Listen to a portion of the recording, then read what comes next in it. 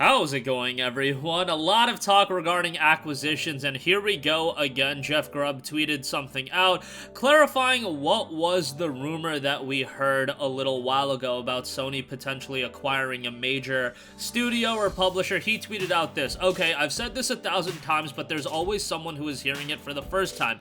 We never really hear enough to report on acquisitions with any certainty. Sony acquiring Square was the big rumor, but I cannot confirm that, and I continue to not know." Grubb continued by saying, "Just the way these things work, no one wants to talk to us about acquisitions because prison."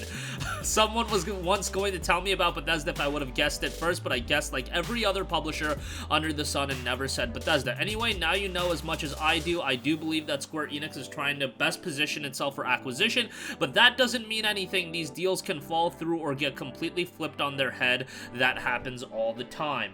So I saw a lot of people speculate that this was the big acquisition, and back in, I think March is when the rumor first started circulating. I thought Square Enix would have been a major acquisition, but I found it to be a little far out of Sony's reach. However, now that Embracer Group has acquired a big portion of Square Enix's Western front, you would consider Square Enix to be obviously less valuable now. However, they did just get $300 million in capital. They're looking at their blockchain stuff or whatever, and we'll see how that turns out. But Sony acquiring Square Enix seems to make all the sense in the world because Square Enix and Sony are already working on a lot of deals. Now, obviously, acquiring all of Square Enix would require a big amount of capital. However, Sony keeps sinking money into things like these exclusivity deals, timed exclusivity deals, and whatever the case may be.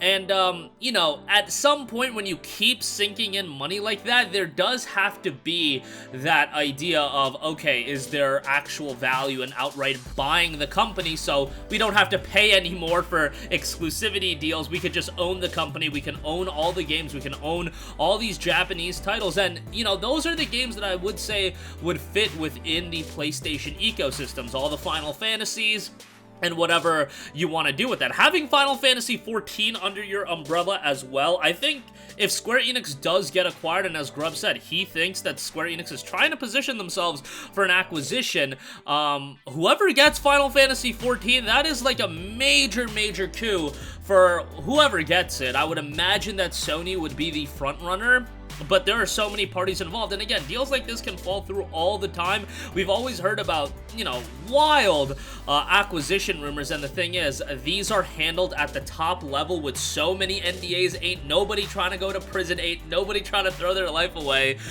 so it's a very much a hush-hush thing where, you know, people that do have inside information are probably hearing it from a second or third party source and not from the direct line of communication where things are going down. But yeah, something definitely interesting as far as if Sony is in talks to acquire Square Enix. I mean, that is a major publisher, so that means they're not fooling around. I mean, they did already get Bungie, and that was $3.6 billion. I don't know how much the entirety of Square Enix would be valued at, but yeah, Square Enix definitely does fall under that category of that rumor that we have heard that whoever Sony was trying to get was bigger than Kojima. If you're talking about Square Enix, even if Square Enix lost, you know, Eidos Montreal, if it lost Crystal Dynamics, even Square Enix as it is now, still very much worthwhile, more so than a Kojima studio. That's my opinion. I know a lot of people would disagree with that. People think Square is a shell of their former self, but Square Enix is still incredibly valuable. Just the IP Final Fantasy alone, and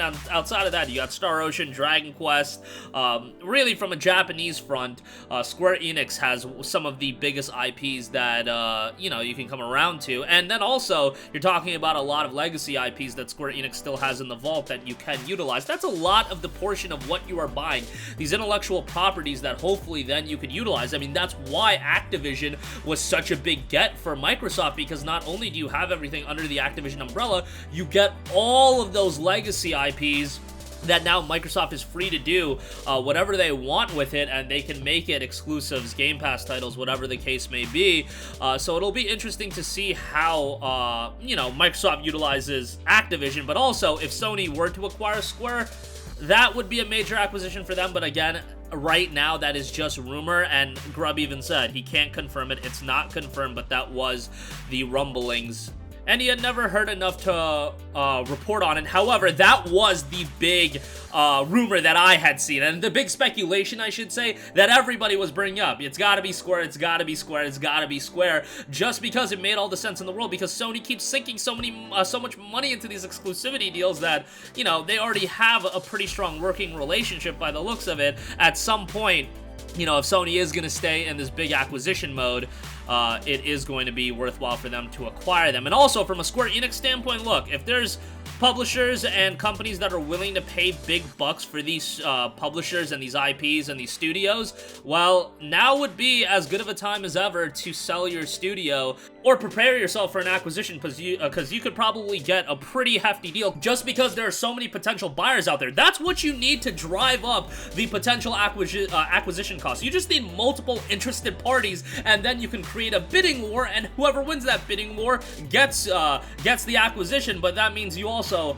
have a bidding war in place, and that means you can get the most money possible. And, you know, Square Enix probably has to increase profit margins as best as they can, and then they can prepare for a sale. And again, nothing is confirmed, but this was just the rumor. Nothing was confirmed. It was never reported, but the rumblings, and that was the big rumor. But that's gonna do it for me. Let me know your guys' thoughts in the comment section down below. What would you think about a potential acquisition of Square Enix by Sony, or even by Microsoft, or any of these other big companies that are in this acquisition mode? Because, hey, Sony's not the only player in town. That might have been the big rumor, but anybody can come in, make an offer, outbid Sony, and there you go. You're off to the races with that. And then also, Square can just go back on it and then continue running things, maybe change of philosophy in their business model, whatever they want to do. But again, let me know your thoughts in the comment section down below. Sound off there. Thank you for watching, and goodbye. Hey guys, we hope you enjoyed the video, and if you did, make sure to hit the subscribe button, and if you're already subscribed, do us a favor and hit the bell icon. This way you'll be notified whenever we post a new video. That's the best way to keep up with all of our uploads, and we usually try to upload 2 videos a day. And with the bell icon hit, you'll be notified whenever we do upload a video. As always, thanks for watching.